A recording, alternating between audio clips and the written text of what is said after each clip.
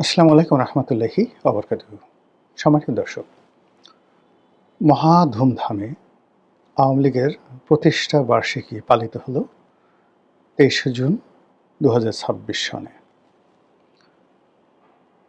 আমার রাজনৈতিক বোধ এবং বুদ্ধি হওয়ার পর থেকে এরকম সশস্ত্র, এরকম রাজকীয় এবং এরকম আড়ম্বরপূর্ণ কোনো রাজনৈতিক দলের প্রতিষ্ঠা বার্ষিকী আমার নজরে পড়েনি।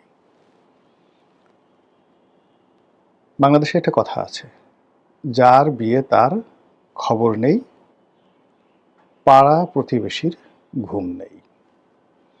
মানে যার বিয়ে হবে সে হয়তো পৃথিবীতে আসেনি, সে হয়তো বিদেশে আছে, সে হয়তো বাড়িতে নেই, কিন্তু সারা বাড়ির আশেপাশের যারা লোকজন রয়েছে তারা খুব আনন্দে উদ্বেলিত।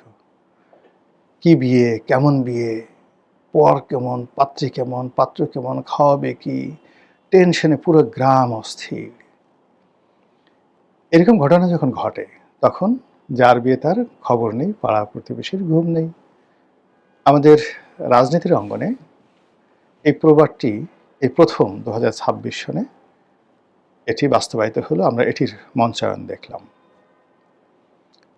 এবং এটি খুব সুকৌশলে শেখ হাসিনা এবং তার দল জামাতের উপরে, রাষ্ট্রের উপরে, বিএনপির উপরে এমনভাবে চাপিয়ে দিল, আর বিএনপি এটাকে জামাতের উপর এমনভাবে চাপিয়ে দিল, যার ফলে বাংলাদেশের ইতিহাসে সবচেয়ে বড় একটি প্রহসনের নাটক হয়ে গেল রাজনীতির অঙ্গনে।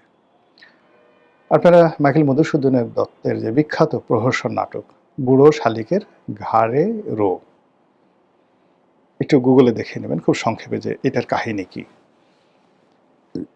অথবা প্রহসন কাকে বলে।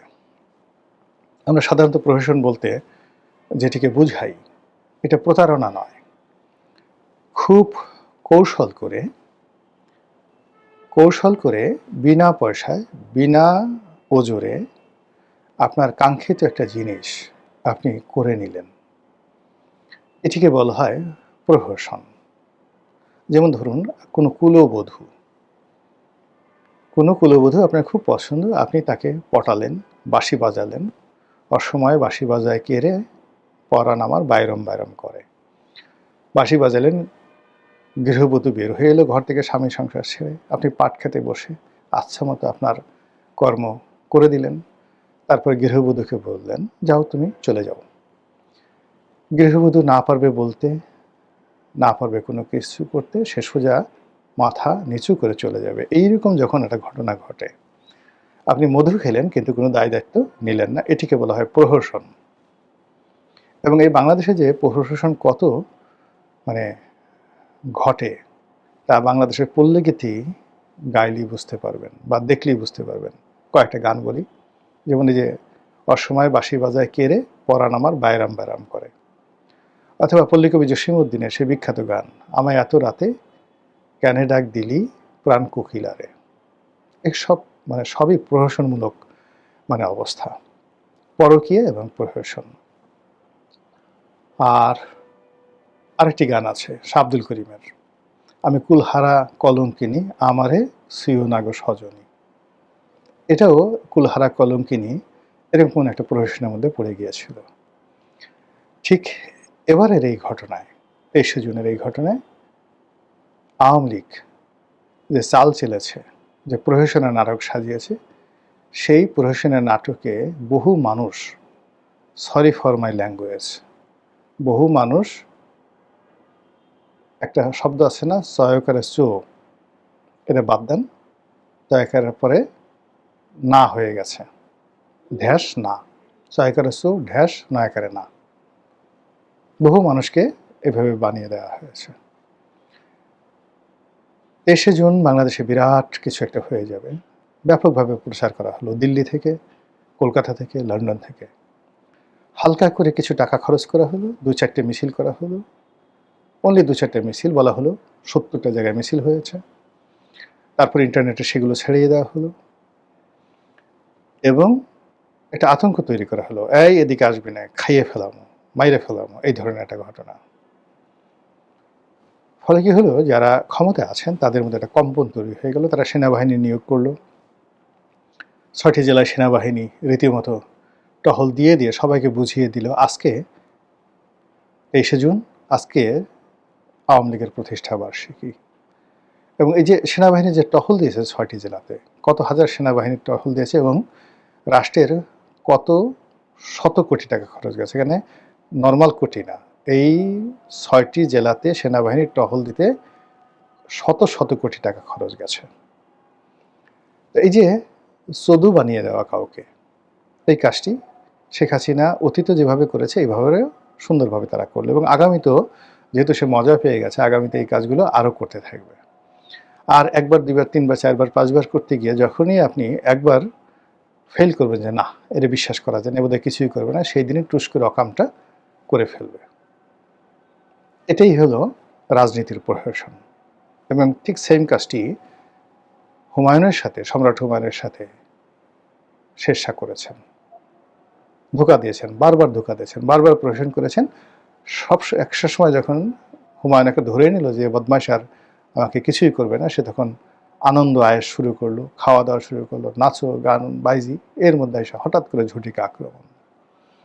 এবং সেই আক্রমণে বিশ্বাস করেন হুমায়ুন তলোয়ার দূরের কথা, গায়ে জামা কাপড় পরারও সময় পায় নাই। ওই অবস্থাতে সে লাফ দিয়ে নদীতে পড়ছে, ডুবে মরে যাচ্ছিল। এক ভিস্তিওয়ালা তাকে একটা ভিস্তি দিয়ে, পানির মশক দিয়ে বাঁচালো তাকে। সে প্রাণ নিয়ে কোনো মতে নদীর ওপারে যেতে পেরেছিল। এই হলো গেরিলা যুদ্ধ, রাজনীতির প্রহসনের ইতিহাস। ঠিক সেম ঘটনা মহাবীর হানিবল করেছিলেন রোমান সম্রাটের সাথে। তো এই যে প্রহসনটা ঘটল রাজনীতিতে, সেনাবাহিনী একইভাবে বিএনপির ঘুম হারাম করে দিল। তারেক রহমান সাহেব দেশের বাইরে, নর্মালি দেশে থাকলে তিনি কি করতেন পরের ব্যাপার, কিন্তু তার অবর্তমানে যারা দল চালান তাদের মাথা খারাপ হয়ে গেল।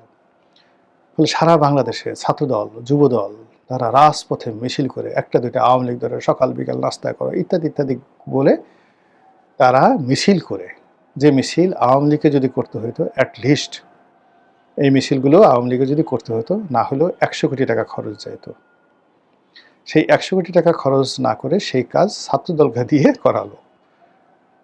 গালাগালি করলো, কিন্তু নামটা তো উচ্চারিত হলো আওয়ামী লীগের। মানুষ শুনলো আওয়ামী লীগকে গালাগালি করছে, কিন্তু মনোনয়ে আওয়ামী লীগ ঢুকে গেল। তারপর আওয়ামী লীগের প্রতিষ্ঠা বার্ষিকী মানুষ জেনে গেল। ২৩শে জুন আওয়ামী লীগের প্রতিষ্ঠা বার্ষিকী বহু মানুষ, ৯৯% মানুষেরই জানা নেই। এখন যারা রাজনীতি সচেতন তাদের ১০০% মানুষই কিন্তু এটা এখন জানে যে ২৩শে জুন আওয়ামী লীগের সমাবেশ। এরপরে যেটা করা হলো, সবচেয়ে বেশি এখানে যাকে বলা হয় ক্ষতিগ্রস্ত হয়েছে জামাত। জামাত খুব ভয় পেয়ে গেল যে আসলে যদি এই ঘটনা হয় তাদের তো ইজ্জত থাকবে না। এবং জামাত এখানে কুলহারা কলমকানী হিসেবে ২ কুল হারালো। তারা সদল বলে বিএনপির সাথে প্রতিযোগিতা করে রাস্তায় নামলো যে যদি আওয়ামী লীগ চলে আসে তাহলে প্রথম ডলারটা দেবে জামাতকে, কাজেই আওয়ামী লীগকে আর বাড়তে দেওয়া যাবে না। ২ নম্বর হলো যে তারা এই রাগ নিয়ে, ক্রোধ নিয়ে, যেটা যুদ্ধংদেহী মনোভাব নিয়ে ৩২ নম্বরে গেল, গিয়ে দেখলো আওয়ামী লীগের একটা কোনো মশা নাই, মাসি নাই, তেলাপোকা নেই, কিচ্ছু নেই। তখন তারা রাগ হয়ে গেল। এটা কোনো কথা হলো? এটা কী ধরনের কাজ হলো? তখন আবার সাংবাদিকরা তাদেরকে বিভিন্ন রকম প্রশ্ন করা শুরু করলো। এই প্রশ্নে তারা মেজাজ হারিয়ে তারা করলো কি, সাংবাদিকদেরকে বেদম প্রহার করলো।